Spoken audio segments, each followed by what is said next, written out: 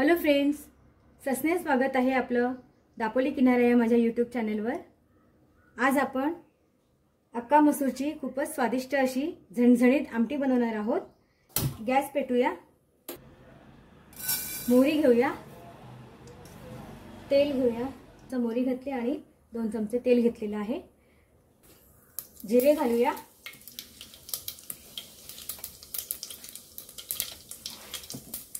अर्धा छोटा चमचा हिंग घालूया, एक मिरची तोडून घेतली ती पण घालूया आणि हा एक कांदा घेतलाय उभा चिरलेला, तो सुद्धा फोडणीमध्ये घालून घेऊया। कांदा छान हलक्या गुलाबी रंगावर आपण परतून घेणार आहोत। कांदा छान हलक्या गुलाबी रंगावर परतून झालेला आहे।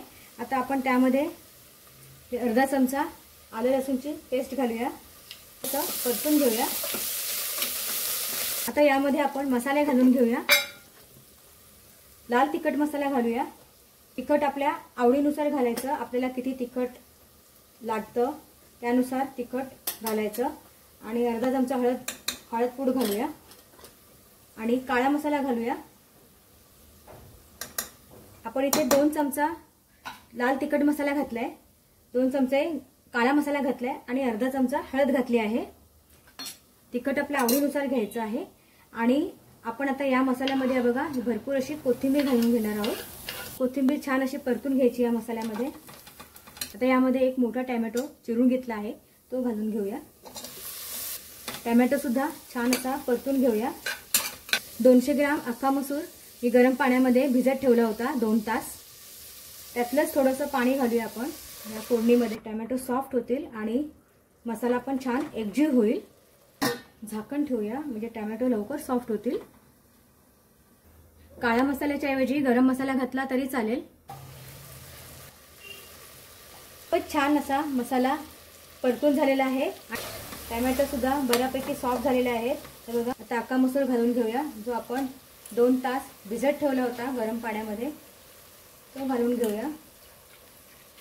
ग्राम अख्खा मसूर घेतला आहे। मस्त मसाल्यामध्ये अख्खा मसूर छान परतून घेऊया।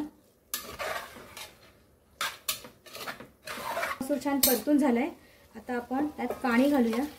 हे अख्खा मसूर भिजत ठेवलं होतं तेच पाणी आहे। ते आपल्याला आमटी किती पातळ किंवा घट्ट ठेवायची आहे त्यानुसार पाणी घालायचं। मीठ घालून घेऊया। आपण कांदा परतताना सुद्धा मीठ घातलं आहे। मीठ आपल्या चवीनुसार घालून घ्यायचं। बघा मीठ छान मिक्स करून घेऊया। तुम्हालाही माझी रेसिपी आवडली तर लाईक शेअर कमेंट करा आणि चॅनलवर नवीन असाल तर कृपया चॅनलला सबस्क्राईब जरूर करा, ही नम्र विनंती। आता ही आमटी आपण शिजवून घेणार आहोत आणि शेवटी आणखीन एक पदार्थ ह्यामध्ये घालणार आहोत। आता झाकण लावून घेऊया आणि मसूर शिजवून घेऊया म्हणजे आपली आमटी तयार होईल। आमटी तयार झाली आहे। कुकर सुद्धा वाफ पूर्ण गेली आहे कुकरची। बघा मस्त अशी मसूर आमटी तयार झाली आहे। आणि आपल्याला किती घट्ट हवी आहे किती पातळ हवी आहे त्यानुसार यामध्ये पाणी घालायचं। तर शेवटी आपण ही भरपूर अशी कोथिंबीर घालणार आहोत। मस्त स्वच्छ धुवून चिरून घेतलेली कोथिंबीर आपण या मसूरमध्ये ॲड केली आहे। आणि आता नारळाचं दूध आहे पाऊण ग्लास, ते आता आपण या आमटीमध्ये घालणार आहोत।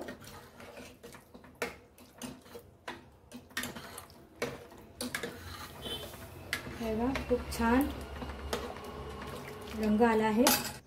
हे बघा मस्त आपण यामध्ये नारळाचं दूध घातले, खूप छान चवीची ही आमटी तयार होते। आमटी आपल्याला किती घट्ट किंवा पातळ पाहिजे त्यानुसार पाणी यामध्ये घालायचं।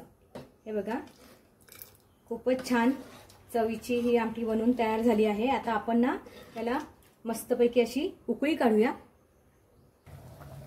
हे बघा खूपच छान मस्तपैकी आमटीला उकळी आली आहे। ही अशा पद्धतीनं आमटी तुम्ही नक्की बनवून बघा, खूप छान होते। मस्तपैकी स्वादिष्ट झणझणीत अशी आमटी बनवून तयार आहे। बघा आमटी तयार झाली आहे। गॅस बंद करते आणि ही आमटी आपण एका प्लेटमध्ये मस्त काढून घेऊया। खूप छान चवीची ही आमटी झाली आहे। मस्त ज्वारीची भाकरी कुस्करून खा किंवा तांदूळाच्या भाकरीसोबत, चपातीसोबत किंवा भातासोबत ही आमटी खूप छान लागते. मस्त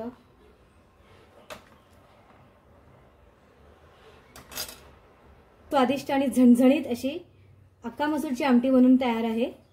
तुम्ही अशा पद्धतीने नक्की करून बघा, तुम्हाला खूप आवडेल. थँक्यू.